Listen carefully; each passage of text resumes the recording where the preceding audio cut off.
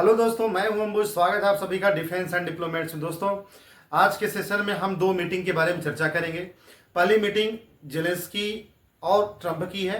इसे जेलेंस्की और ट्रंप की मीटिंग करना थोड़ा गलत होगा। यूरोप एंड अमेरिका की मीटिंग है। दूसरी मीटिंग चाइना और इंडिया की है। ठीक है, चाइना और इंडिया की मीटिंग की चर्चा हम थोड़ा बाद में करते हैं। पहले करते हैं यूरोप और अमेरिका की मीटिंग की बात।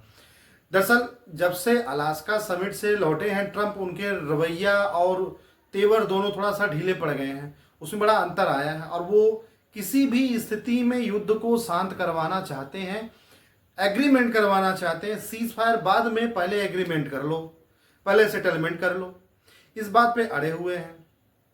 अब जेलेंस्की को मैंने कल के और परसों के सेशन में कहा था कि जेलेंस्की की मीटिंग होने वाली है। जेलेंस्की पूरे यूरोप को साथ में लेके पहुंचे, जिसकी बात मैंने कल किया था कि वहां जाके पंचायत लेके पहुंचे हैं कि पंचों के बीच में हम बात करेंगे तो शायद हमारी पिटाई नहीं होगी। इस बार पंचों ने उन्हें समझा के भी रखा था कि आपको कैसे बिहेव करना है और जो है आका हुजूर के सामने किस तरह से पेश आना है, ये सारी बातों को समझा दिया था। पिछली बार जब वो आर्मी के ड्रेस कोड में गए थे तो उनको वहां ट्रोल किया गया था। पत्रकार पूछ रहा था कि ये कैसे ड्रेस में आप चले आए हैं अमेरिकी राष्ट्रपति के सामने। इस बार बाकायदा सूट में गए थे और जाने के बाद उनको बहुत शुक्रिया और धन्यवाद, जिसकी पिछली बार डोनाल्ड ट्रंप डिमांड कर रहे थे कि आपने थैंक यू नहीं कहा। इस बार वो जाते ही थैंक यू करने लग गए और एक लेटर भी दिए जिसमें उनकी पत्नी ने, ट्रंप की पत्नी को लेटर मैसेज लिखा हुआ था, धन्यवाद लिखा हुआ था। यानी कि पूरा यूक्रेन यूरोप मिलकर धन्यवाद धन्यवाद कह रहा था। अच्छा, धन्यवाद तो आका हुजूर को कह रहे थे, लेकिन नोबेल बाबा का विचार यहाँ उनसे थोड़ा सा डिसबैलेंस हो रहा था। इसलिए हो रहा था कि नोबेल बाबा तो किसके इशारे पे चल रहे हैं? राष्ट्रपति पुतिन के इशारे पे। लेकिन यहाँ जेलेंस्की पूरे यूरोप को पंच बना के ले गए थे कि पंचों मेरी बात रखिएगा, अगर मुझे वहां दबाया जाए तो आप लोग मेरी बात को वहां जो है प्रमुखता दीजिएगा। तो सारे पंच गए हुए थे, जिसमें नाटो के अध्यक्ष, जिसमें ईयू के अध्यक्ष, इटली की प्राइम मिनिस्टर, जर्मनी के चांसलर, फ्रांस के प्रेसिडेंट, यूके के प्राइम मिनिस्टर, सब पहुंचे हुए थे। इतना ही नहीं दोस्तों, अमेरिका में राष्ट्रपति ट्रंप ने भी अपने सारे कैबिनेट को बुलाया हुआ था।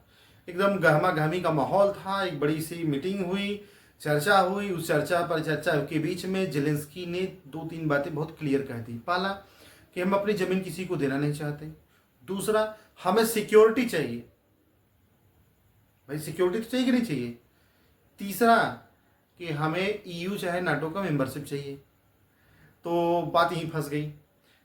अमेरिका ने उनको पहले मना कर दिया था मीटिंग के पहले कि आपको नाटो की मेंबरशिप नहीं मिलेगी, चलो वो कैंसिल हो गया। अब वो ईयू में शामिल होना चाहते हैं, जमीन नहीं देना चाहते हैं, सीज फायर तुरंत चाहते हैं। अगर ऐसा नहीं हो तो वो अमेरिका पे वो रूस पे और ज्यादा प्रतिबंधों की डिमांड करते हैं। जब इतनी सारी बात उनकी सुन लिया और उनके साथ, उनके पीछे समर्थन में जो यूरोप के देश आए हुए थे, उन लोगों को भी देखा, उनको भी सुना, तो डोनाल्ड ट्रंप ने कहा भाई जरा होल्ड रखिए, मैं दूसरे पार्टी से बात कर लूँ। फिर उन्होंने तुरंत राष्ट्रपति पुतिन को फ़ोन लगाया, उनसे तकरीबन 35-40 मिनट बातचीत हुई।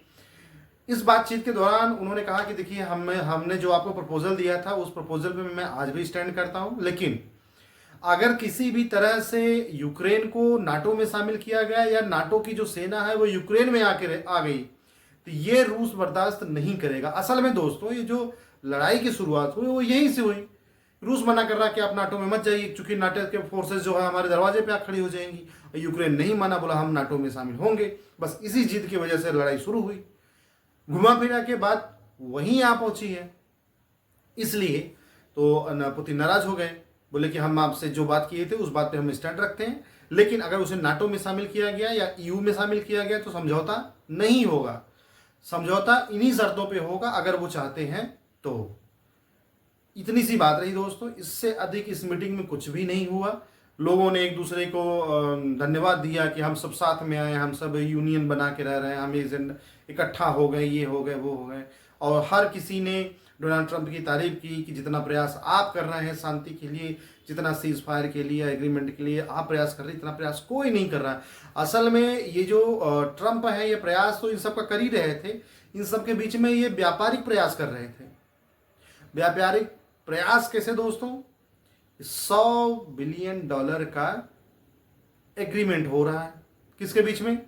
यूक्रेन के और अमेरिका के बीच में।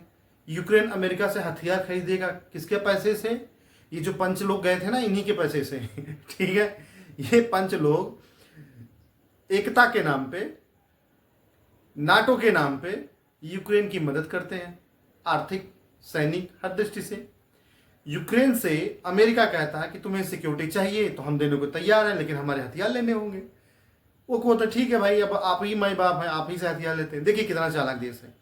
यूक्रेन के रेयर अर्थ मटेरियल को भी ले लिया आधा, यूक्रेन को दबा के भी रखा, उनके राष्ट्रपति को बुला के जलील भी किया, धन्यवाद भी उनसे लिया, यूरोप के देशों को बेवकूफ बना के यूक्रेन को पैसा दिलवाया और फिर उसी पैसे से अपना हथियार बेच रहे हैं। यानी कि कितना चालू पीस है, हर दृष्टि से अपनी फायदा चाहते हैं। ये यूक्रेन के बारे में तो व्यक्ति सोच ही नहीं रहा। युद्धग्रस्त देश को नोच रहा है, ये लूट रहा है, उसे लग रहा है कि अच्छा अवसर है, जितना हो सके लूट लो। क्या पता अंदर खाने पुतिन और ट्रंप की बात हुई हो, आधा मिल भाई भाई है, मिल बांट के खाएंगे, कोई बड़ी बात नहीं है। मैं कह रहा हूं पीस डील होगी, उसके बाद यूएस और यूएस सोवियत रूस के साथ डील होगा, एग्रीमेंट होगा, किसका? ट्रेड डील होगा। ये सब खेला इसीलिए चल रहा है दोस्तों। अब खेल जब इस तरह से चल रहा है तो थोड़ा सा इसका असर तो भारत पे होना ही है, क्योंकि जियो पॉलिटिक्स में अगर आपके दोस्त का दोस्त है तो आपका दोस्त है, लेकिन अगर दोस्त का दुश्मन है तो आपका दुश्मन है। लेकिन इसी को जैसा अगर हम उलट कर लें तो उसका प्रभाव सेम पड़ता है। अब हमारा दुश्मन कौन है? पाकिस्तान, चाइना है। पाकिस्तान के पक्ष में कौन खड़ा है? अमेरिका खड़ा है, जो कल तक हमारा दोस्त बन रहा था, खुद को बता रहा था कि हम भारत के दोस्त हैं, स्ट्रेटेजिक पार्टनर है। अब वो पूरी तरह से पाकिस्तान के पक्ष में फील्डिंग कर रहे हैं, बैटिंग कर रहे हैं। तो चाइना का भारत के नज़दीक आना स्वाभाविक है। तो चाइना के विदेश मंत्री भारत आए हुए हैं। भारत के विदेश मंत्री से, राष्ट्रीय सुरक्षा सलाहकार से बातचीत हो रही है। रेयर अर्थ मटेरियल, फर्टिलाइजर और वो ड्रिलिंग मशीन वगैरह सब देने की बातचीत कर रहे हैं। इसमें एक अफवाह उड़ाया गया है, वो महत्वपूर्ण है। ये जो मीटिंग है तो बस एक ऐसे ही है कि प्रधानमंत्री को जाना है वहां संघाई में। तो ये जो मसला है उसमें एक अफवाह महत्वपूर्ण है। वो अफवाह कौन सा है? अफवाह ये है दोस्तों कि चाइना ने अपने तरफ से अपने स्टेटमेंट में ये कहा है कि भारत ये एग्री करता है कि ताइवान चाइना का है। देखिए बात एक ही है, बस इसको घुमाया जा रहा है। भारत तो शुरू से वन चाइना पॉलिसी को अडॉप्ट कर रहा है। यानी वन चाइना पॉलिसी का मतलब ये है कि ताइवान चाइना दोनों एक ही हैं, और हमारे जो संबंध है, हमारे जो दूतावास हैं, वो जो मेनलैंड चाइना में है। इसका मतलब है कि हम शुरू से इस बात को मानते हैं, कोई नई बात नहीं है। लेकिन चाइना इस समय इस बात को क्यों उछाल रहा है? क्योंकि वो अमेरिका को शो करना चाहता है, दिखाना चाहता है, दबाव बनाना चाहता है। भारत ने इस पर कोई रिटेलिएशन नहीं दिया, कोई प्रतिक्रिया नहीं दी, शांति बनाए रखा। क्यों? क्योंकि भारत चाहता है कि ये मैसेज अमेरिका तक जाए, ये मैसेज पश्चिम तक जाए कि अगर आप हमारे दुश्मन के साथ खड़े होंगे तो हमारे पास भी विकल्प है, हम भी खड़े हो सकते हैं। और ऐसा ही हो रहा है। धीरे धीरे भारत चाइना के बीच में जो ट्रेड है ये बढ़ रहा है, जो अंडरस्टैंडिंग है ये बढ़ रही है। तो इससे चिंता किसे होगा? सबसे ज़्यादा चिंता अमेरिका को होना चाहिए। हालांकि अमेरिका अभी उधर रूस और यूक्रेन में बिजी है दोस्तों। जिस दिन अमेरिका का उधर से दृष्टि हटेगा, यानी उन लोगों के बीच में समझौता होगा, फिर से भारत और चाइना सेंटर में होंगे। चाइना नंबर 1 पे रहेगा, भारत नंबर 2 पे रहेगा। या हो सकता है कि इस बार इंडिया नंबर 1 पे हो जाए, चाइना नंबर 2 पे हो जाए, क्योंकि उसे दुश्मन चाहिए, किसी न किसी एक को टारगेट करना है। तो इस बार अगर वो इंडिया को टारगेट करना शुरू किया है तो हो सकता है इंडिया को नंबर 1 पे रखे, नंबर 1 दुश्मन के रूप में, नंबर 1 टारगेट ऑब्जेक्ट के रूप में। लेकिन अभी भी समझ लो कम है। अगर उधर से ध्यान हटा तो इधर ध्यान बढ़ेगा। जब इधर ध्यान बढ़ेगा तो उसको समझ में आएगा उसने क्या कुछ खो दिया है। क्योंकि जो ताइवान है उसकी सिक्योरिटी का जिम्मा कौन लिया, उसका ठेकेदार कौन बना है, यूएसए। जापान के सिक्योरिटी का ठेकेदार कौन है, यूएसए। साउथ कोरिया के सिक्योरिटी के जिम्मेदार और ठेकेदार कौन है, यूएसए है। तो जब उसको इस क्षेत्र में उसका पकड़ कमजोर दिखाई देगा, और चूंकि चाइना दुनिया की सबसे बड़ी नेवी है, चाइना इन लोगों को छोड़ेगी नहीं, उसकी नेवी इनको आए दिन परेशान करती रहती है इन लोगों को। तो जब चाइना उधर मूव करेगा और ये बात उन्हें समझ में आएगी, समझ में आ रही है, अब हालांकि उधर बिजी है इसलिए कुछ कह नहीं रहे हैं, समझ में आ रही, इसलिए बीच में एक बार चाइना का नाम जिक्र किया था ट्रंप ने। तो जब चाइना उधर मूव करेगा तो इंडिया इधर शांत बैठेगा, फिर उन्हें समझ में आएगी उन्होंने कितनी बड़ी गलती करी है। पाकिस्तान तो ऐसे नहीं बोलेगा चाइना के सामने। तो ये जियो पॉलिटिकल मूव है, ये चेंजेस हैं, और ये समय के साथ बदलते रहते हैं, कभी दोस्त कभी दुश्मन, कोई स्थायी तो है नहीं अंतर्राष्ट्रीय संबंधों में। लेकिन ये जो 2 मीटिंग की हमने आज चर्चा करनी थी, ये दोनों मीटिंग बहुत ही महत्वपूर्ण रहे हैं दोस्तों।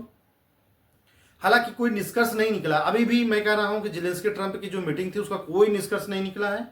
बस इतना तय हुआ है कि वो जेलेंस्की की बात सुन ली है, पुतिन से बता दिए हैं, अब पुतिन से बातचीत और करेंगे, उसके बाद एक नया डेट निकालेंगे। पुतिन ने बताया है कि अगला मीटिंग जो है मॉस्को में होगी, यानी ट्रंप को मॉस्को जाना है, और उस मीटिंग में ट्रंप भी रहेंगे, जेलेंस्की भी रहेंगे, पुतिन भी रहेंगे, ठीक है। तो उसका कुछ निर्णय निकलेगा, लेकिन निर्णय निकलेगा कि नहीं निकलेगा ये संभावित है, कोई क्लियर नहीं है कि सीज फायर हो जाएगा या एग्रीमेंट हो जाएगा, पीस डील हो जाएगा, नहीं, संभावित है। ये बात ट्रंप भी कहते हैं कि संभावित है, मैं भी कहता हूं कि संभावित है, क्योंकि रूस के जो ऑफर हैं और यूक्रेन का जो जिद है, दोनों में बड़ा जमीन आसमान का अंतर है। दोनों एक साथ एक टेबल पे हो ही नहीं सकते, साथ बैठेंगे भी तो एग्रीमेंट नहीं होगा तब तक जब तक यूरोप और अमेरिका दोनों मिलकर यूक्रेन के ऊपर दबाव ना बनाए कि तुम अभी इसी पे शांत हो जाओ।